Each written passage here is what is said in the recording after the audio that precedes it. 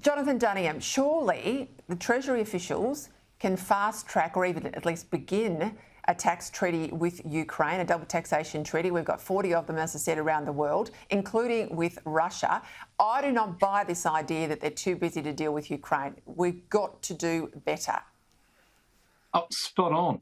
We talk a big game, and this government talks a big game when it comes to support for the Ukraine, and we're doing everything we can. And I saw some report, I think it may have been yesterday, that suggested Australia was punching above its weight. But the fact that bureaucrats in the Treasury have basically said, oh, no, we can't get to this right now, it's just madness. We've got 40 tax treaties, as I understand it, which put in place arrangements where people aren't double taxed, which is, frankly, as a Liberal, something that I find anathema and we should do away with. So Jim Chalmers should instruct his officials to actually get their acts into gear, sign the brief, send it up to him, and we can get it underway rather than sitting around and allowing paperwork and bureaucratic red tape to stop this good measure from being put in place.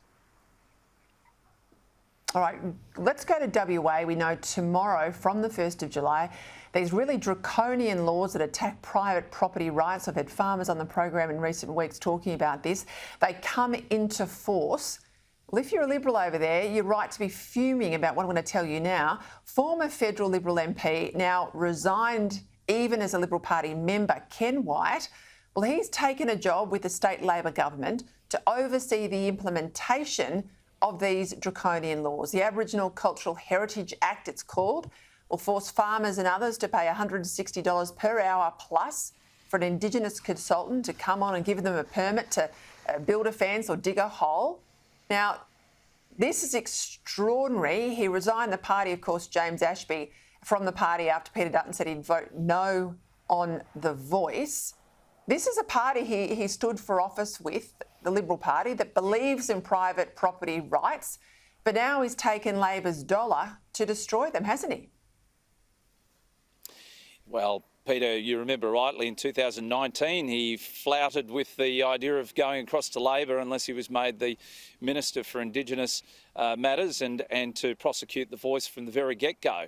There's always been an agenda as far as I can see.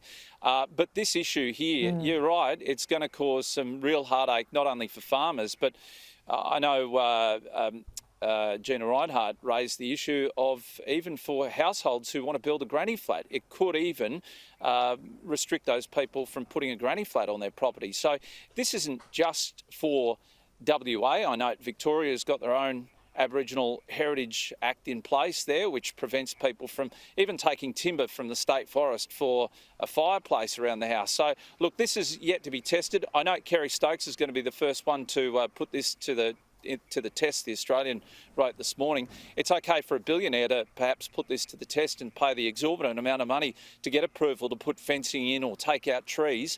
But for the average person, the average farmer, the average mining company out there, hey, this is going to cause some great chaos for the people of Western Australia. This is bad news, this bill.